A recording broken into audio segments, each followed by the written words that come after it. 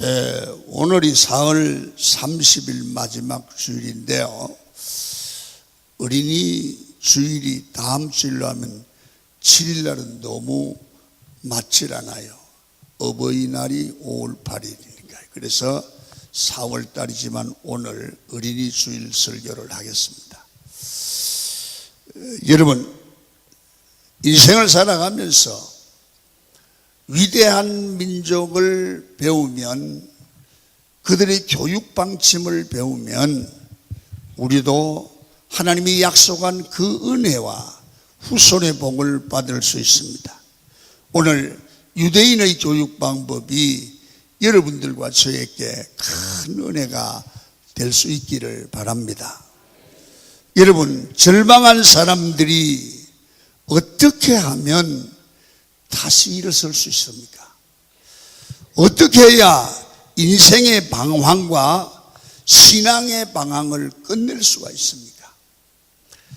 그리고 시시때때로 몰려오는 인생의 모든 어려움과 시험 속에서 승리할 수 있습니까? 여러분, 이런 문제가 간단하게 해결할 수 있는 사람은 어떤 상황에서도 승리할 수 있는 사람입니다. 그 답이 뭘까요? 하나님의 말씀입니다. 할렐루야. 말씀 안에 인생의 모든 문제에 답이 있습니다. 사람을 살리는 것도, 다시 일어서게 하는 것도, 그 심령에 뜨거운 마음의 불을 붙이는 역사도 하나님의 말씀이고, 그 말씀이신 하나님이십니다. 그래서 누구나 하나님의 말씀을 들으면 변화되고 구원받고 사는 역사가 일어날 줄로 믿습니다. 그래서 인간은 하나님의 말씀을 알면 인생이 변합니다. 오늘 본문 신명기 6장 4절의 쉐마입니다. 이스라엘아 들으라. 이스라엘 백성이 꼭 들어야 될 말씀이라는 거예요. 이 말씀을 들어야 절망한 인생이 다시 일어날 수 있다는 거예요. 이 말씀을 들으면 인생의 방황이, 신앙의 방황이 해결된다는 거예요. 여러분, 가르침을 받는 자녀들이나 성도들이 가장 먼저 무엇은 말씀을 들어야 합니까? 가르치는 교회와 교사, 성도들은 무슨 말씀을 외쳐야 됩니까? 성경은 그 기준을 우리에게 알려줍니다. 신명기 6장 4절 제 말을 듣습니다. 시작. 이스라엘아 들으라. 우리 하나님 여호와는 오직 유일한 여호와이시다. 아멘. 쉐마.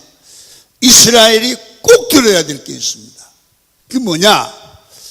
여호와는 유일하신 하나님이다. 유일신이다. 여러분, 이스라엘 사람들은 자녀에게도 무엇보다 여호와 하나님에 대한 신앙, 하나님이 어떤 분이냐를 알고 믿어야 된다고 말이에요. 성도 여러분, 교회 생활 하시잖아요.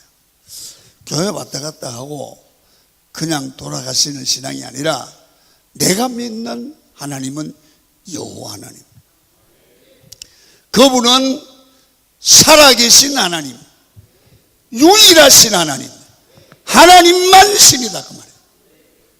다른 신이 아니다. 유일하신 하나님, 그분만이 살아계신 하나님이다. 그분은 불꽃 같은 눈동자로 나를 감찰하시는 하나님이다. 하나님에 대한 분명하고 확실한 신앙을 가지라는 거예요. 여러분, 아침 저녁으로 하나님은 유일하신 하나님이다 외우라는 거예요. 그리고 그들은 날마다 묵상하고 가르치고 생각하고 매일 한 번씩 여호와 하나님은 오직 유일하신 하나님입니다. 그게 마음에 새기게 했단 말이에요. 여러분, 그 결과 2000년 역사에서 어디를 가든지 어떤 나라에든지 무슨 일을 하든지 그렇게 교육받던 유대인이 승리를 하고 세계 경제를 다 잡고 있습니다. 하나님의 은혜와 축복을 받아 누렸습니다. 성경이 이루어진 것입니다. 성도 여러분, 오늘날도 마찬가지입니다. 우리도 마찬가지입니다. 가르치는 사람들, 가르침을 받는 모든 사람들은 하나님이 누구냐? 분명히 알아야 됩니다. 교회 나오셔서 그냥 졸고 가는 게 아닙니다. 하나님이 누구시냐 말이에요. 내가 믿는 하나님이 누구시냐? 그분은 살아계시다. 지금 이 자리에 계시다. 그분은 창조주요 오직 한 분뿐이신 하나님을 나를 가르치고 자녀들에게 가르치고 만나는 사람들에게 가르쳐서 알게 하라는 거예요. 여러분, 여호와만 하나님이신 줄 믿으시면 아멘 하시기를 바랍니다. 우리 신앙교육의 기초도 바로 유일하신 하나님에 대한 신앙을 분명히 하라는 거예요. 뭐 하나님 믿어도 되고 안 믿어도 되는 게 아니라고 말입니다. 하나님만 신이시다. 그래서 기독교 신앙교육 중에 가장 먼저 해야 되고 가장 철저해야 될 것은 그분이 유일신앙, 하나님은 살아계시다, 그분은 감찰하시다, 창조의 근본이시다. 이 신앙 하나가 분명하면 다른 건 다 이루어집니다. 이게 흔들리면 다 흔들립니다. 여러분, 하나님이 살아계신지 안 살아계신지 잘 모르겠어. 그러면 그다음부터는 다 무너지는 거잖아요. 마음대로 살고 마음대로 욕하고 마음대로 행동해도 왜 하나님에 대한 확실한 신앙이 없으니까. 그러나요, 하나님이 나를 살아계시고 나를 지금 보고 계시고 나와 동행하는 신앙이 있으면 어떻게 함부로 해요? 안 되잖아요. 아유, 뭐 어떻게 잘 모르시나 봐. 여러분, 하나님 믿습니까? 살아계심을 믿습니까? 이게 분명히 해야 됩니다. 여러분, 신앙교육은 단순히 인성교육이나 윤리교육이 아닙니다. 성경은 윤리를 포함하지만 윤리를 위한 책은 아닙니다. 여러분, 주일학교나 모든 성도님들 가정에서는 먼저 하나님을 바로 알도록 가르쳐야 됩니다. 여러분, 우리 자녀들에게 가르쳐야지만 나도 하나님을 바로 아셔야 됩니다. 그래서 믿음이 뭐냐? 하나님을 바로 아는 게 믿음입니다. 그래서 성경은 이렇게 말씀합니다. 여호와를 알자. 힘써 여호와를 알자. 그래서 여호와를 경외하는 것이 지혜의 근본이라고 그랬습니다. 인생의 본분은 뭡니까? 여러분, 전도서 12장 13절에 이렇게 대답을 합니다. 시작. 일의 결국을 다 들었으니 하나님을 경외하고 그의 명령들을 지킬지어다. 모든 사람의 본분이니라. 아멘. 여러분, 솔로몬이 온갖 영화를 누리고 다 인생을 살아보니까 하나님을 경외하고 그 명령을 지켜라. 그것이 사람의 본분이라. 세상에 더 많은 신들은 하나님과 비교할 수 없는 미신들입니다. 오직 천지를 창조하고 세상을 경영하시는 하나님은, 이 예배를 받으시는 하나님은 여호와 하나님 한 분뿐인 줄로 믿습니다. 오늘날 우리는 이 하나님을 경외해야 하고요, 이 하나님을 경외하기를 가르쳐야 되고, 이 하나님을 바로 경외하는 자가 복을 받는 것을 전해야 되고, 이 하나님의 말씀을 잘 듣고 경외하는 자는 가정이 그의 사회가, 민족이 복을 받습니다. 여러분, 그러면 첫째로 유일하신 하나님이라고 그랬습니다. 그 하나님을 믿으시면 아멘 하십시오. 분명히 해야 됩니다. 그러면 이 하나님이 정말 살아계시고 내 하나님이 되심을 믿으신다면 그 하나님을 섬기는 바른 태도를 가지면 그 신앙이 바르게 정리가 됩니다. 아멘입니까? 뭐든지 태도가 중요합니다. 사업도 자세, 태도가 좋아야 여러분 사업이 돼요. 직장도 그렇고요. 신앙생활도 와서 예배하는 태도가 좋아야 돼요. 신앙생활 하나님 섬기는 태도가 좋아야 돼요. 자, 성경을 봅니다. 6장 5절입니다. 성경을 말합니다. 시작. 너는 마음을 다하고 성품을 뜻을 다하고 아멘. 여러분요, 이스라엘 나라에 가면 요 신명기 6장 5절을 손바닥에 새기고 미간에 붙이고 문설주에 붙이고 화장실에 앉아 있으면 그 앞에 보이는 데 붙이고 부엌 앞에 붙여서 늘 이 말씀을 기억하고 읽고 기억하고 해요.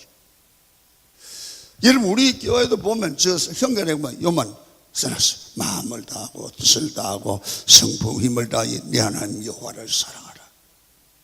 이 말씀 하나에 인생이 살고 죽는 문제, 복을 받고 받지 못하는 문제가 들어있습니다. 그래서 오늘 이 설교 잘 들으시고 나를 가르치고 우리 자녀들을 가르쳐야 될 줄로 믿습니다. 자, 보세요 여러분, 첫째는 마음을 다하여 하나님을 사랑하라는 거예요. 마음을 다하여 하나님을 사랑하는 법을 자녀들에게 가르치는 거예요. 야야, 이렇게 해야 된다. 하나님을 사랑하되 그냥 사랑하는 게 아니라 마음을 다해라. 이 마음을 다한다는 얘기는 마음은 사랑과 정서의 기관으로서요 하나님을 모시는 장소입니다. 마음의 장소. 여러분, 이 마음은 이렇게 변합니다. 인격의 지성소. 그 사람 인격의 지성소는 하나님이 계시는 거죠. 우리 마음속에 하나님이 계시는 그것이 마음이다. 마음. 그래서 인간의 내적 본질입니다. 이 마음이 나태하거나 신실하지 못한 마음이나 분열된 마음이 아니라 온전하고도 진실한 마음으로 그 속에 하나님이 계셔서 하나님을 섬기는 마음, 사랑하는 마음이 있다는 거예요. 그렇게 마음 중심에 정말 하나님을 오신 그곳에서 하나님을 사랑하는 마음을 가져야 그것이 진짜 신앙의 출발이에요.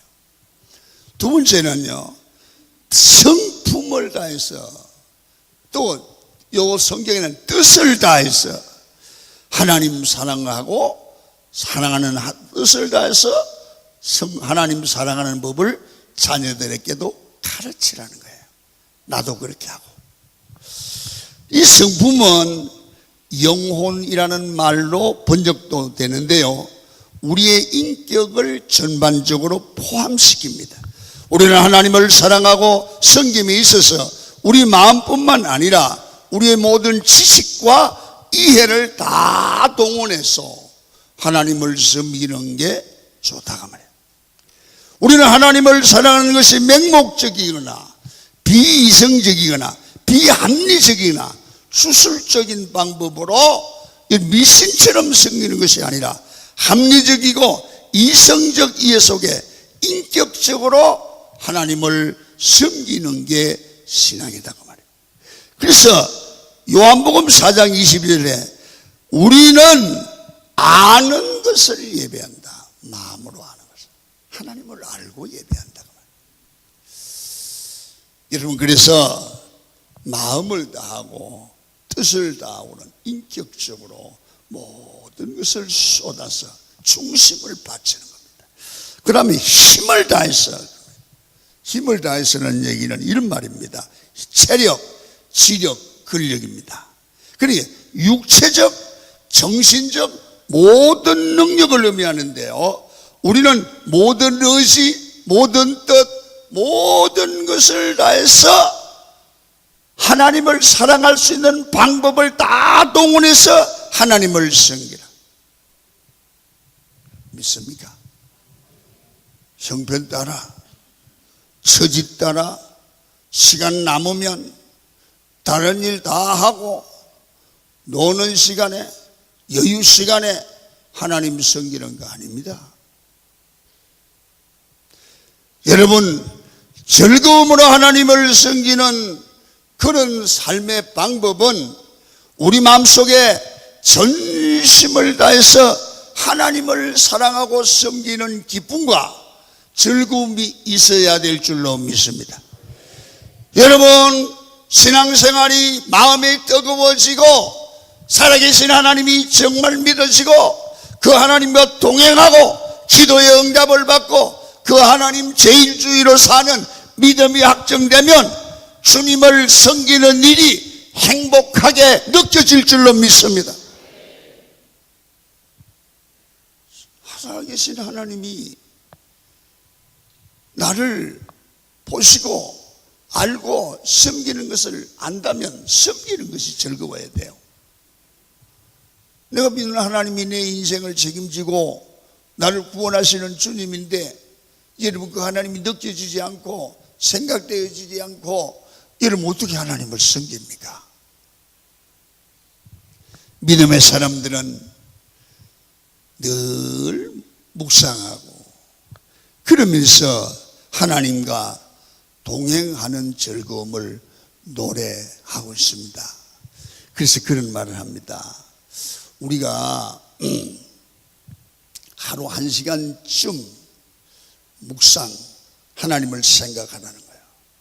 말씀을 생각하고 계속 그 깊은 묵상을 하면, 말씀을 묵상하면 우리 영적인 면이 열려서 주님의 음성을 들을 수 있어요. 아멘입니까? 그럴 때 감사가 나오고 찬양이 나오면서 그 시간이 주님과 동행하고 음성을 듣는 시간이 삶의 가장 행복한 시간이 되는 거예요. 여러분, 이들은 하나님과 동행하고 하나님과 함께 하시는 이 삶은 반드시 승리하는데, 형통할 때뿐만 아니라 고난과 역경이 넘칠 때도 주님을 섬기는 일에는 변함이 없지요. 그리고 늘 주님께 절겨 순종한다.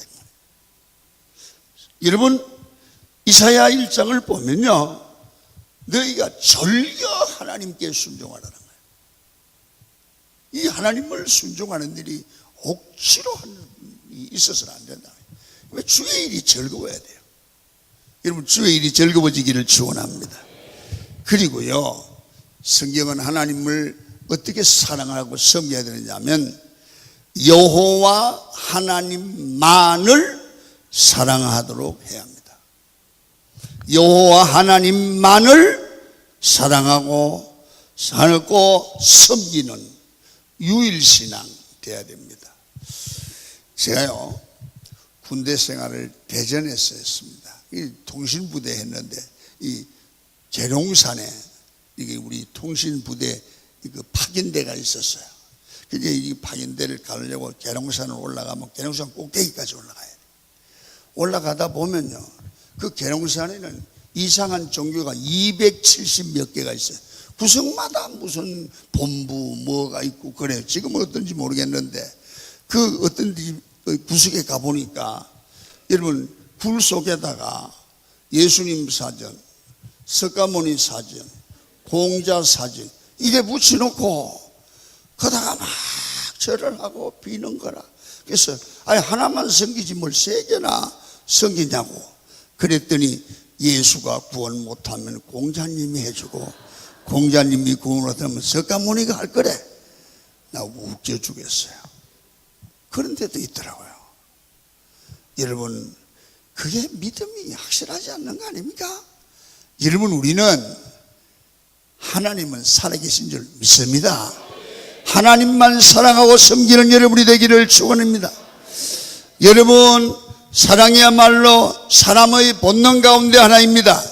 그런데 그 사랑의 대상도 하나여야 합니다. 사랑의 대상이 이렇으면 그것은 사랑이 아닙니다. 방탕이고 간음이고 감정의 유해입니다. 하나님은 우리에게 요구하는 사랑은 어떤 사랑입니까? 시시한 사랑, 미지근한 사랑이 아니라 마음을 다하고 성품을 다하고 힘을 다하여 하나님을 사랑해 달라는 거예요. 우리 전체를 요구합니다. 여러분, 우리 성도는 무엇보다도 자녀들에게 여호와 하나님만을 사랑하는 것을 철저하게 가르치기를 축원합니다. 마귀는 수많은 세속 문화와 세속적인 예술로 우리 아이들을 재앙으로 떨어뜨리기 위하여 수단과 방법을 가리지 않습니다. 이렇게 암울한 시대를 맞아 전 인격을 동원해서 하나님만 사랑하도록 부모의 관심과 여러분 철저한 교육이 필요한 줄로 믿습니다. 여러분, 자녀들에게 정말 바른 인생을, 가치관을 알게 하고 목적을 알게 해야 돼요. 기능적인 학원 교육도 필요하지만 그것을 통해서 우리가 어디로 인생을 살아가는가를 바로 가르치는 것이 신앙교육입니다. 두 번째는, 그러면 이 하나님을 사랑하는 사랑의 삶을 살려고 하면 이 하나님을 사랑하는 신앙이 어디서부터 출발됩니까? 말씀을 들어야 돼요. 말씀을 바로 알면 하나님을 사랑하게 돼 있어요. 하나님을 사랑하는 자들이 하나님의 사랑을 받아요. 그래서 말씀을 가르치면, 말씀을 배우게 하면, 말씀대로 살면 하나님 사랑이 나와요. 말씀이 그거예요. 그래서 여러분, 성경을 읽고 말씀을 묵상하고 하면 하나님 사랑이 저절로 되어져요. 그래서 오늘 신명기 6장 6절부터 9절을 보면 이런 동사가 써요. 들으라, 새겨라, 붙이라, 가르치라, 기록하라. 여러분, 경건한 이스라엘 사람들을 이 문자를, 말씀을 문자 그대로 지킵니다. 이스라엘 자녀 손들의 신앙이 시들거나 부패하지 않게 하기 위해서 말씀을 늘 들어 마음에 새기라. 말씀을 들어 마음에 새기라. 여러분, 도장을 찍어라. 이 마음에 인치라. 그런 표현이에요. 그러니까 이 인을 치면, 도장을 찍으면, 여러분 그것처럼 말씀을 마음에 새기면 그 말씀이 그 사람을 이끌 수밖에 없습니다. 그리고 이 말씀을 마음에 새길 뿐 아니라 그것이 마음에서 잊어버리지 않도록 보이는 곳에, 눈만 뜨면 보이는 곳에 붙여놔라. 말씀을 붙여놔라. 보면 또 보이고 하도록. 어떤 집사님 집에 가니까 벽에도 말씀, 천정에도 말씀 붙여놨어. 그래서 이 뭐예요? 그랬더니 요건 1월 1일부터 주일날 설교한 본문을 써놓고 요거는 저녁 예배고 다 써놨어요. 아이고, 온 방이 벽에 말씀이야.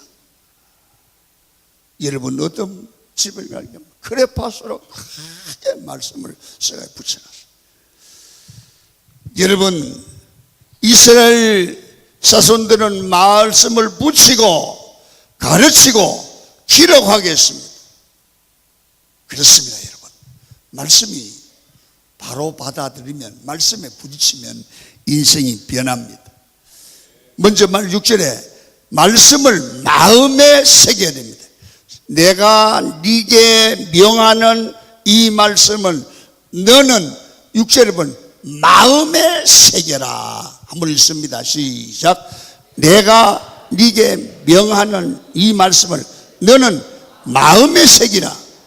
하나님의 말씀을 가슴에 새기라고 했습니다. 여러분, 하나님을 섬기는 사람은 말씀이 마음에 임박해야 됩니다. 가르치는 사람도 배우는 사람도 말씀을 금방 듣고 잊어버리면 안 됩니다. 말씀에 인치해야 됩니다. 여러분, 신앙교육은 머리로 하는 지식교육으로 끝나서는 절대로 안 된다는 것이죠. 봉사와 섬김이 좋다는 것을 알면 무슨 의미가 있습니까?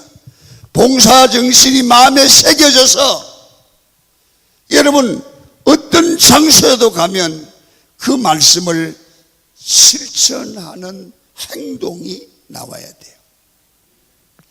여러분, 이 목회를 해보면 여러 군데에서 만날 수 있어요. 그런데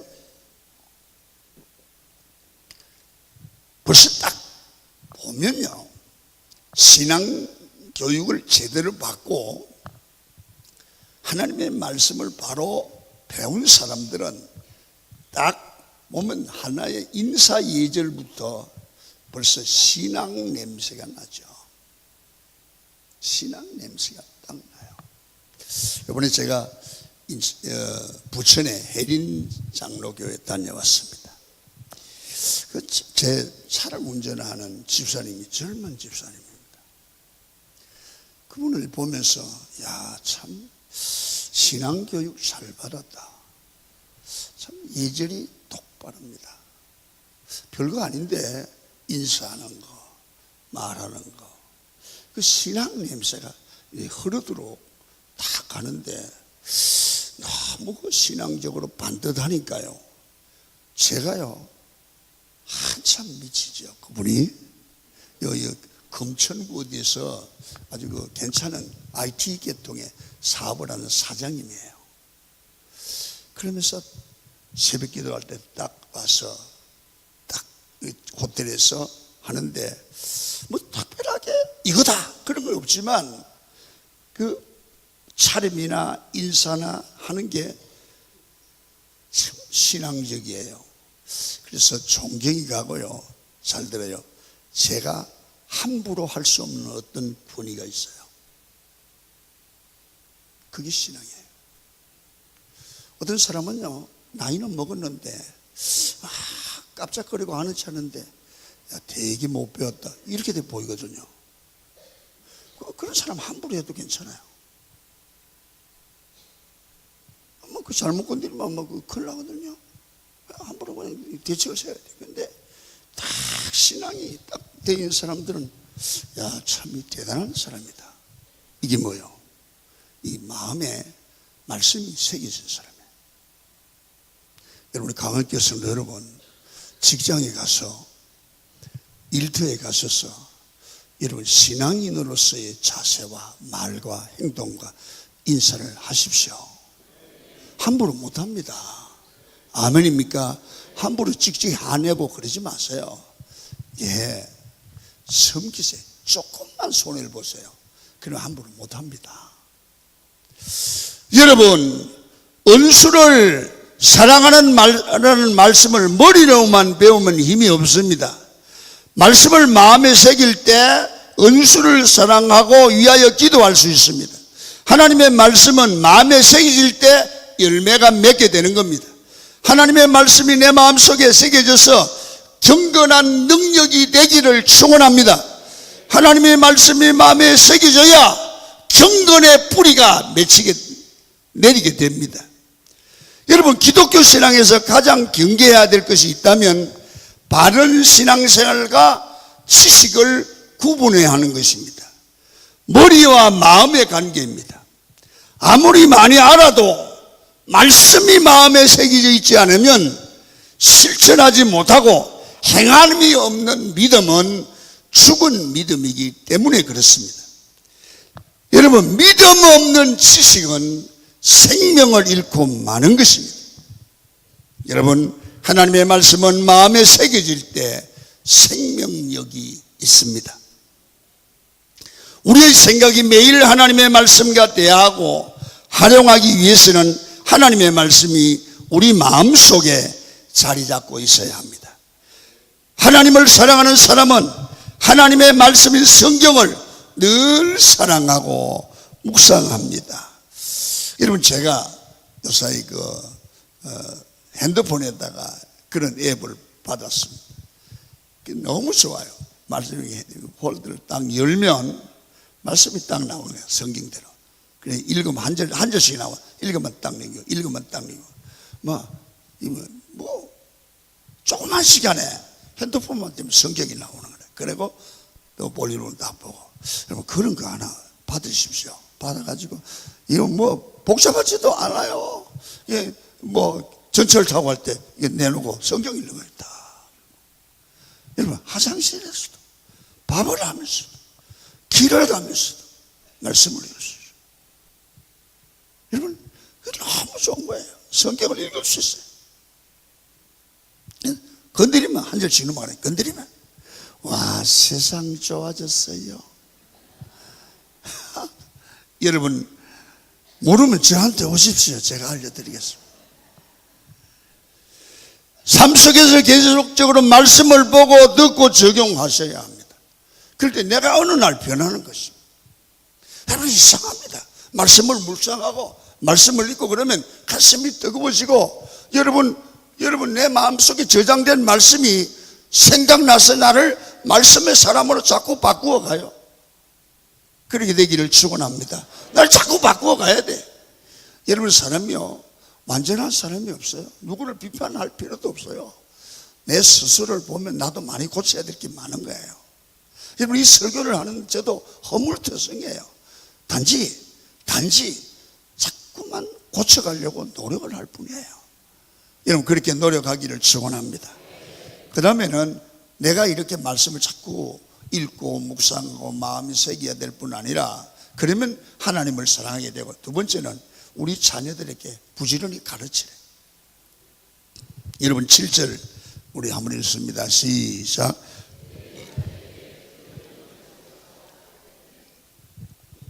여러분, 하나님의 말씀을 자녀들에게 집에 있을 때든지 길을 행할 때든지 누웠을 때든지 이 말씀을 시간만 있는 대로 강론하래요. 이 말씀대로 유대인들은 자녀들의 신앙교육에 최선을 다하고 있습니다. 유대인들은 자녀가 말을 할 수 있게 되면 기도문을 제일 먼저 가르치고 축복의 말씀을 기억하게 합니다. 기도하게 한단 말이에요. 제 말만 하면 기도부터 하게 한단 말이에요. 아이들이 자라면서 어머니 무릎에서 성경 이야기를 듣게 합니다. 그러면 그 다음에 더 잘하게 됩니다. 그러면 탈무드를 읽히고요, 그때 부모는 반드시 꿀을 이 성경에다 발라서 성경을 읽으면서 성경책에 발려있는 꿀을 핥게 하므로 하나님의 말씀이 꿀처럼 달다는 인식을 갖도록 어릴 때 교육을 했다는 겁니다. 이렇게 유대인들은 신앙교육에 최선을 다하고 있습니다. 그 결과 세계에서 강한 민족으로 하나님 앞에 양육할 수 있었습니다. 3살 버릇이 80까지 갑니다. 우리 김신영 목사가 어릴 때 이 목사를 한다고 기도하고 나왔습니다. 그래서 어릴 때부터 늘 저는 김신영 목사님, 내가 무슨 목사예요? 네가 하나님 기도하려고 나왔어. 넌 목사야. 목사 하나만 죽어. 목사님 되게 준비를 해라. 어릴 때부터 계속 그 얘기를 했어요. 우리 집사람하고 저희가. 근데 지금 어른이 돼도 자기는 다른 거 하면 죽는데, 할렐루야, 자기는 목사 하나만 죽는다고 그런 이게 딱 박혀 있어요. 그래서 어릴 때 교육이 그렇게 중요해요. 지금도 목사 안 할 마음 있나? 아빠, 난 목사 하나만 죽어요. 난 죽는 게 차라리 난 목사 때문에 태어난 사람이에요. 그게 분명합니다. 그게 어릴 때 교육입니다, 여러분. 아멘이십니까?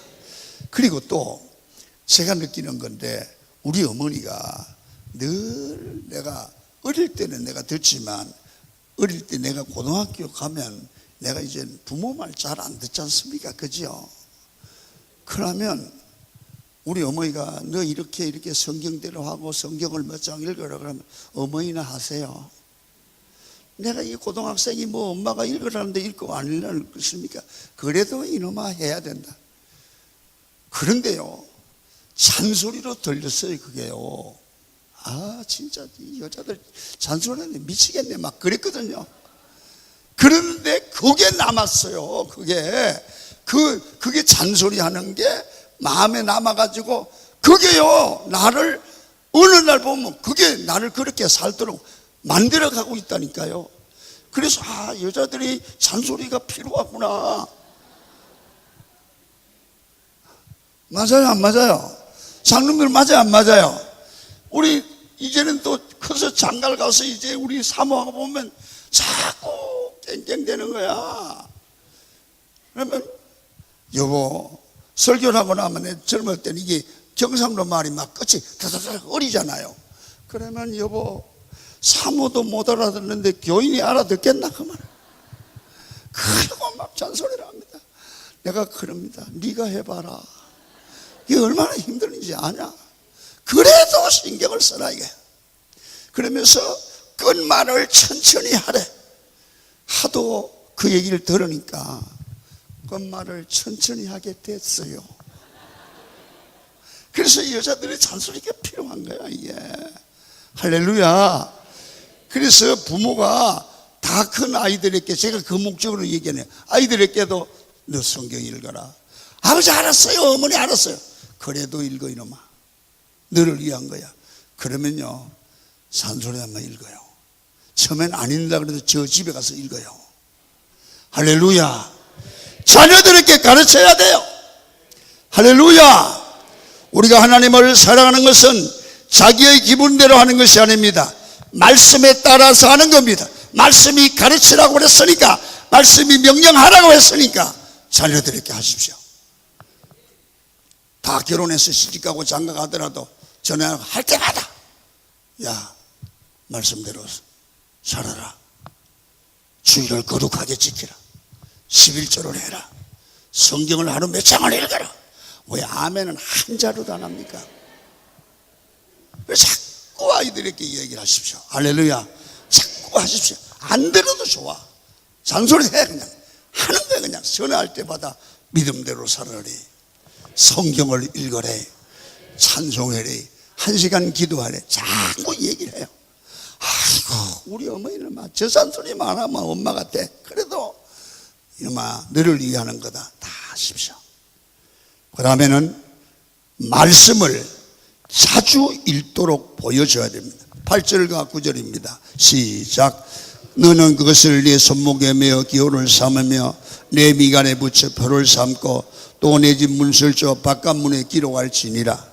여러분, 자녀들이 가정생활 중에 자나깨나 움직일 때마다 자연스럽게 말씀을 교훈하고 읽을 수 있도록 보여주라는 겁니다.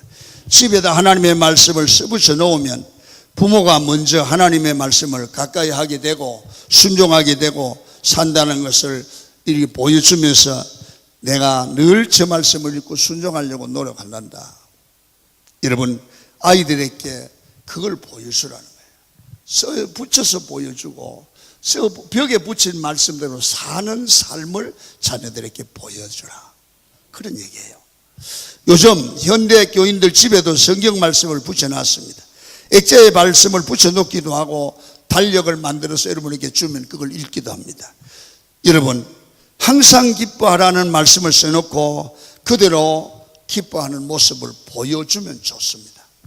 여러분, 쉬지 말고 기도하는 말씀대로 모든 일들을 기도로 시작하고 기도하는 모습을 자식들에게 보여주면 정말 좋은 부모입니다. 범사에 감사하는 말씀을 따라 부모의 입술에서 감사하는 삶을 실천하십시오. 자녀들은 반드시 배우게 되고 실천할 줄로 믿습니다. 철저한 신앙교육은 우리와 우리 자손들이 이 땅에 사는 동안 하나님의 축복을 받고 성공하는 백성이 될 수 있는 길입니다. 자녀손들이 하나님의 말씀을 보고 배우고 말씀대로 살며 하나님의 말씀이 생활 속에서 친숙히 되도록 우리는 가르쳐야 됩니다. 하나님은 지금 우리에게도 똑같이 말씀하십니다. 어려서부터 하나님의 말씀을 어린 자녀들에게 부지런히 가르치라는 겁니다. 어려서부터 하나님의 말씀을 잘 배운 자녀는 반드시 커서 그 이상을 실현시킬 수 있습니다. 여러분, 과거에는 부모에 대한 권위가 대단해서 아무리 부모가 무식해도 엉터리같이 보여도 자녀는 부모에게 순종했습니다. 오늘날 부모나 선생님의 권위는 상당히 땅에 떨어졌습니다. 부모가 무엇을 가르치며 시키면 강요하지 말라고, 내가 알아서 할 테니까 좀 가만히 있으라고 그럽니다. 부모에 대한 반발심도 심하게 많이 일어나고 있습니다. 우리 사회에서 빈번히 일어나는 끔찍한 존속살인은 바로 부모의 잔소리라고 그럽니다. 그러나 왜 그렇게 하느냐? 야단치니까 그렇습니다. 말씀을 하되 너를 위해서 네가 복받으라고 하는 거다. 사랑으로 하기를 축원합니다. 성경을 잘 가르치면 하나님의 말씀으로 잘 양육할 수 있습니다. 예수님도 어렸을 때 부모에게 말씀을 배우고 말씀 순종 생활을 하셨습니다. 여러분, 아이들이 커지면 부모의 의도대로 성경을 가르칠 수 없습니다.